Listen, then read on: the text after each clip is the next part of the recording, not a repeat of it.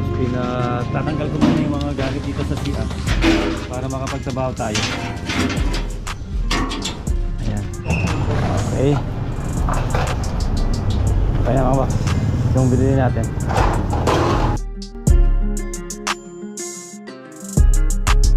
Yan ang konti sa tiles ito. Nilayout na natin ng tansiyan tsaka inulugan. Yan, dahil bali ito yung sa shower area, water closet, tsaka sa lavatory.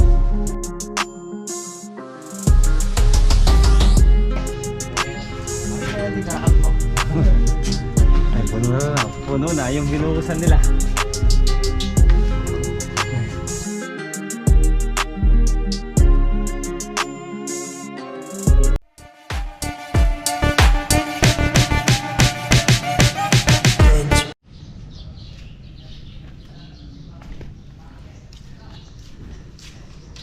Sa negosyo project mga boss. And update na naman tayo dito. Dito sa renovation. Yan, nasa likod po yung ano natin, yung ginagawa natin.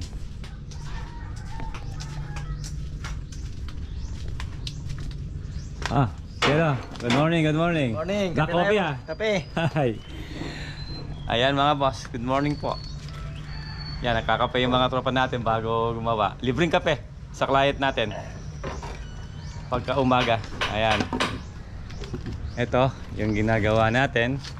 Asintada na yung ano, yung ating ano, CR. Si Pax, antayo. Kape. Kape. Kape ka pa. Kape ka pa. Time check tayo, 7 o'clock. Kakape muna yung mga tropa natin. Ay mga boss. Tapos yung mga poste, pwede nang ano yan, buhusan. Tapos magbibiga tayo doon. Itong yung slab, pwede nang ano to. Pwede nang tanggalin yung ano, yung mga forma. Ayan o. Tapos nagabang na tayo ng ano, ng PPR pipe para sa water line niya. Mamaya siguro i-install natin yung kanyang water line para pagka nag-plastering diretso na sila, hindi na tayo magsisilsil. Mas mauna yung ano, yung installation ng ano, water line bago sila mag-plastering. Kaya bibili tayo ng ano, ng mga materyales sa Adwar mamaya para sa water line niya, tsaka sa sanitary, para naka-prepare na pati yung sa ano niya, sa electrical, yung mga utility at tsaka flexible hose. Kailangan nakaabang na lahat ya para pag nag-plastering sila wala nang abala mga boss. Ito pwede na pag-iba ito. Tuyo na yung ano, yung I-beam biga.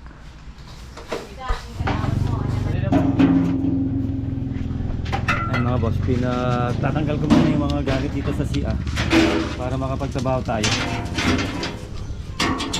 Ayan.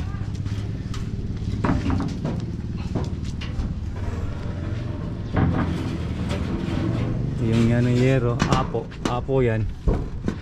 Apo brand yung yero niya. Kailangan Apo din yung pagdudutungan natin dito.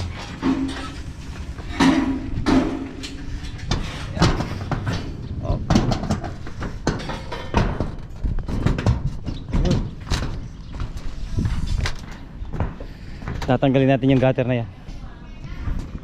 Lilipat natin doon. Tapos dito naka siya dito, nakalabas. Extension na lang.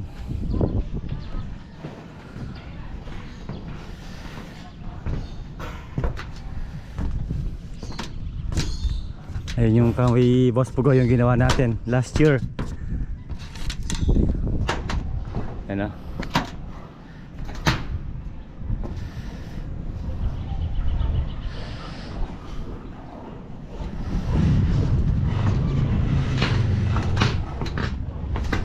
Kinakalawang na yung yero, dapat na mapinturahan yan, no? Matagal na to, mga ilang years na to. O mga 10 years na yung yerong yan.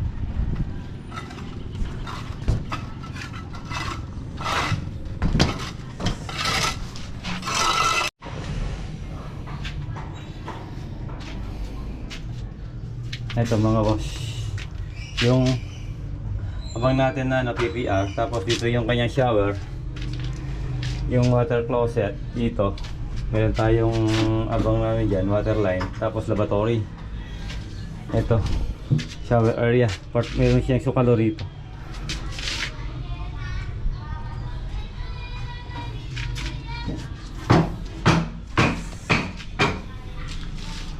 Tapos yung mga poste, pinapopormahan ko na dyan para mabukas na to.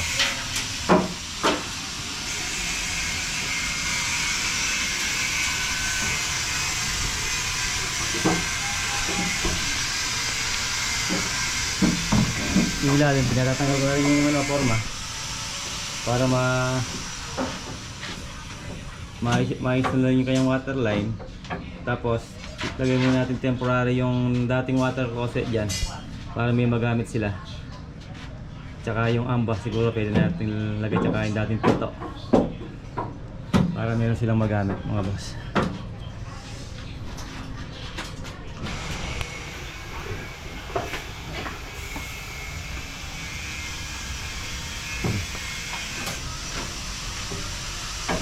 Backlas forma, tapos dito forma.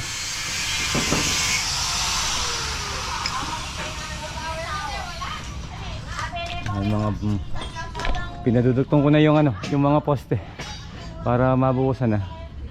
Mga boss, bibili na tayo ng mga materyales para sa water line para maisula natin.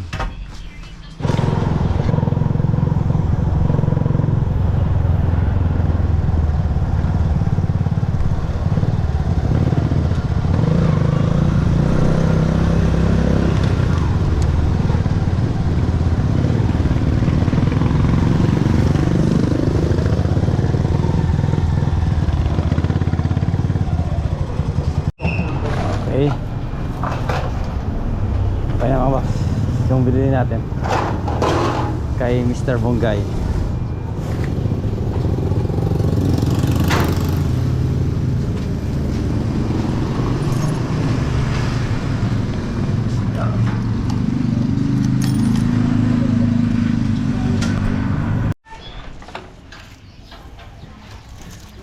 And dito na tayo mga boss. Ay, kanya yung pinabili natin para makapagtrabaho na tayo. Water line. Ay,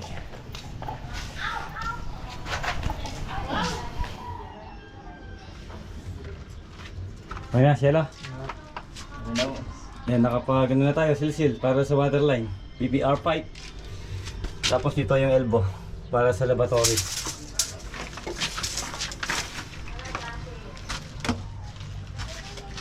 Tapos tinanggal natin yung pintura dito para yung tiles natin makapit. Pag na-plastering yan, hanggang dito lang. Nag-nosing tayo sa poste mga boss. Ito, nakaporma na yung dalawang poste, kaya nang buhusan mamaya yan. Tayo naman gagawin natin yung sa water line para makompleto na yung linya, para pag nag-plastering mga boss, dire-diretso na.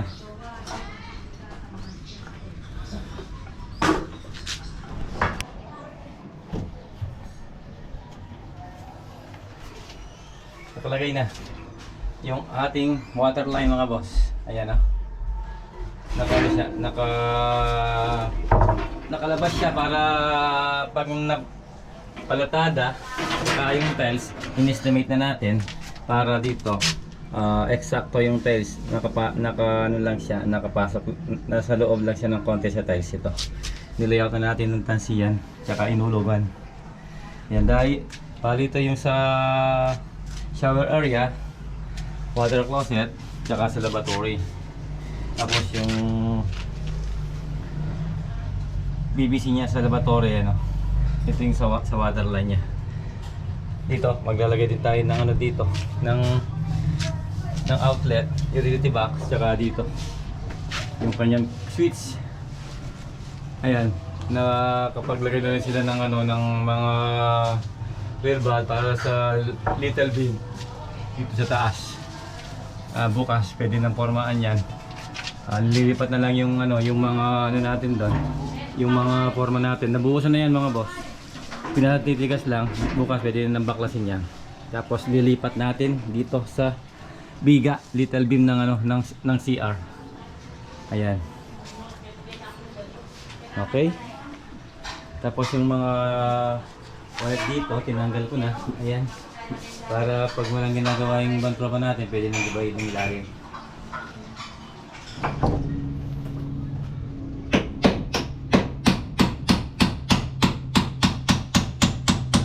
Tinanggal na yung mga poste mga boss, yung mga forma sa poste.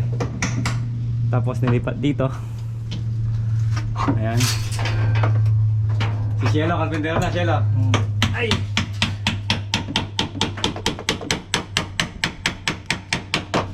Yan yung little beam natin.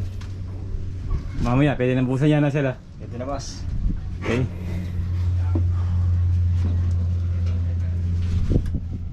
Ayan.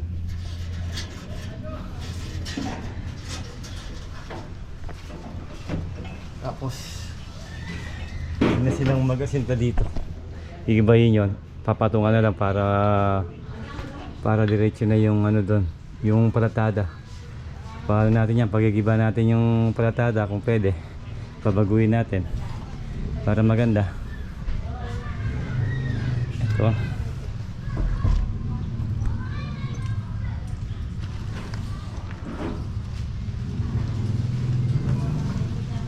Channel. Ayan yung mga channel na overhang. Hanggang dyan yung ating overhang mga boss.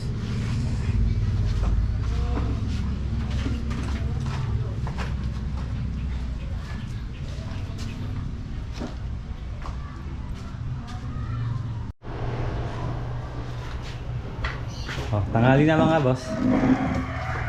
Libreng tanghali yan sa client natin. Ayan o. Dinuguan. Nakasira. Dinuguan. Yan po tayo. Tapos meron pa tayong ano, sili. Kain na, mangan. Kamu siya tayo. Yan, mangan.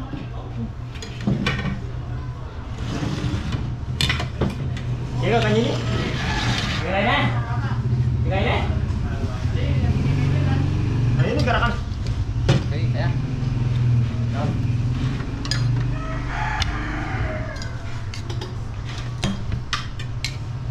Ah.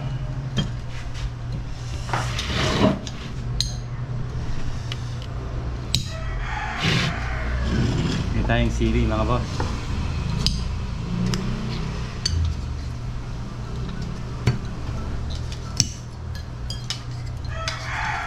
Uy. Kakain.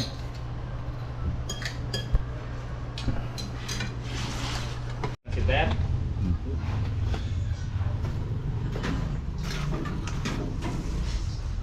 Lala? Good.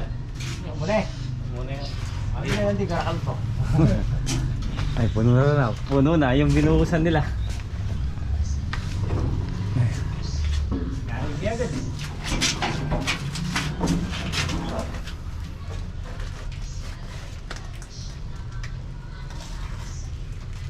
Sabi mo na.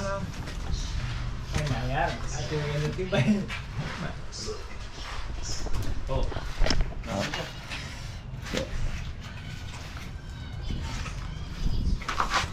Patulog. Dari. Oh.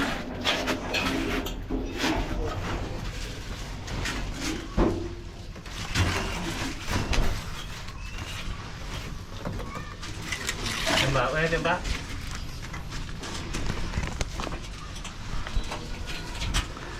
Yan lang, may sobra tayo. Napax eh. Napax, may sobra. Tametong. Tametong. Ayan. Ganyan na bintana. Okay. Okay na ang buhos. Tapos may sobra tayo. Gagawa tayo ng ano, para maharap natin yung sobra. Tapos boss. Bye.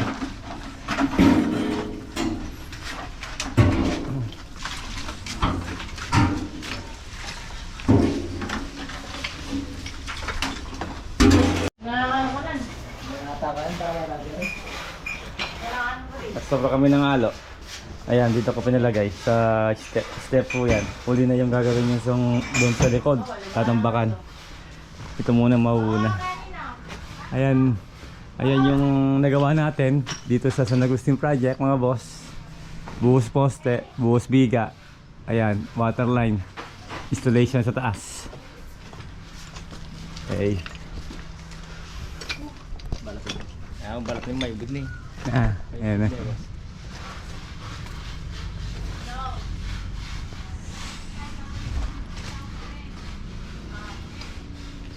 Okay mga boss, yan yung update dito sa San Agustin Project. Ang nagawa ng mga tropa sa renovation.